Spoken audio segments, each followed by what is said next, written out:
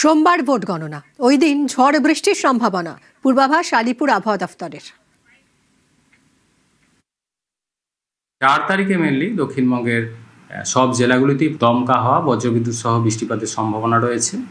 বৃষ্টিপাতের পরিমাণও কিছুটা বাড়বে।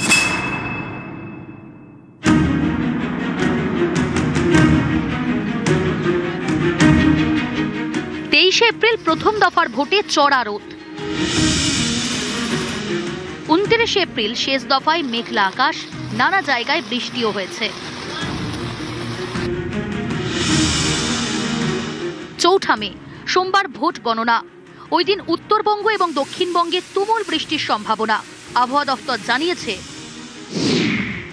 4 মে সোমবার দক্ষিণবঙ্গে বজ্রবিদ্যুৎ সহ ঝড় বৃষ্টি। কলকাতা, হাওড়া, হুগলি, 2 চব্বিশ পরগনা, পূর্ব পশ্চিম বর্ধমান, বাঁকুড়া, পশ্চিম মেদিনীপুরে ঝড় বৃষ্টির তীব্রতা বেশি। উত্তরবঙ্গের 8 জেলাতেই বজ্রবিদ্যুৎ সহ ঝড় বৃষ্টির সম্ভাবনা।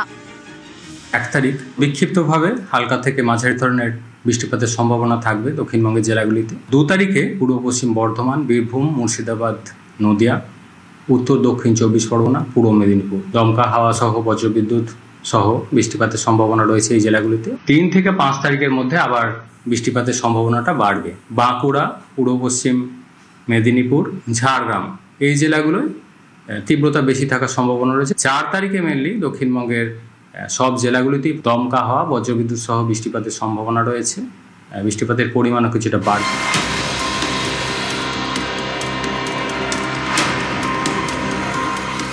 বাংলা জুড়ে কয়েকদিন ধরেই আকাশের মুখ ভার।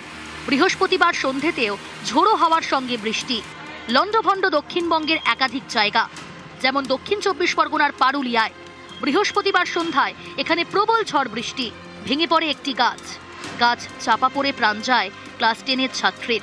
সাইকেল চালিয়ে বাড়ি ফিরছিল অঙ্কিতা কয়াল, তখনই বিপত্তি।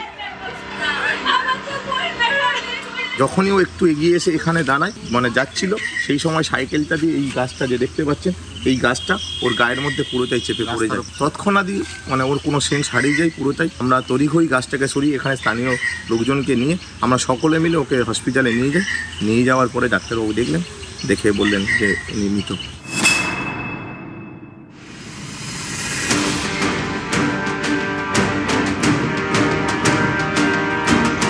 উত্তর 24 পরগনার দেগঙ্গা ঝড়ে লন্ডভন্ড এখানকার কলাপোল, পালপাড়া। ক্ষতিগ্রস্ত হয় একাধিক বাড়ি, আহত হন বেশ কয়েকজন। 2টি বাড়ির জানলা ভেঙে আহতদের উদ্ধার করা হয়।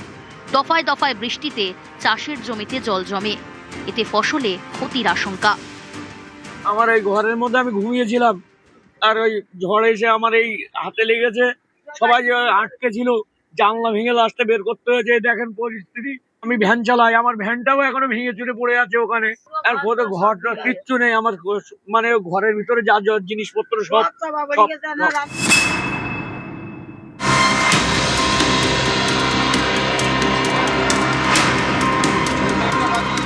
উত্তর 24 পরগনার হিঙ্গলগঞ্জ বৃহস্পতিবারের ঝড়ে এখানে গাছ ভেঙে ক্ষতিগ্রস্ত 2টি বাড়ি। ঝড়ে আমার গরু গাছ ভেঙে আমার গোয়াল চাপা যায়। 5টা ছাগল ছিল, 3টে গরু ছিল, 2টো অসুস্থ, একটা মারা যায়। গরুর দুধ বিক্রি করে আমার সংসার চলে। এই আমার সর্বশান্ত হয়ে গেলাম। আমার এখন এই অবস্থায় সরকার যেন আমার পাশে থাকে।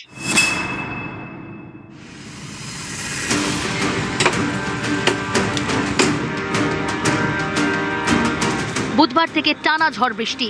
পশ্চিম মেদিনীপুরের ডেবরা, সবং, পিংলা এলাকায় চাষে ক্ষতির আশঙ্কা, কারণ বিঘার পর বিঘা ধান জমিতে জমে রয়েছে জল। যে জমিগুলো আমরা চাষ করেছি, সেই চাষের জমি যা ধান তো পুরো জলের তলায় চলে গেছে। মাঠ থেকে ধান তো নিয়ে আসতে পারছি না, ধান পাবো কিনা তারও এক সন্দেহজনক ব্যাপার আছে। না এখনো এক মুঠেও কাটা হয়নি, পুরোটাই জলের তলায়।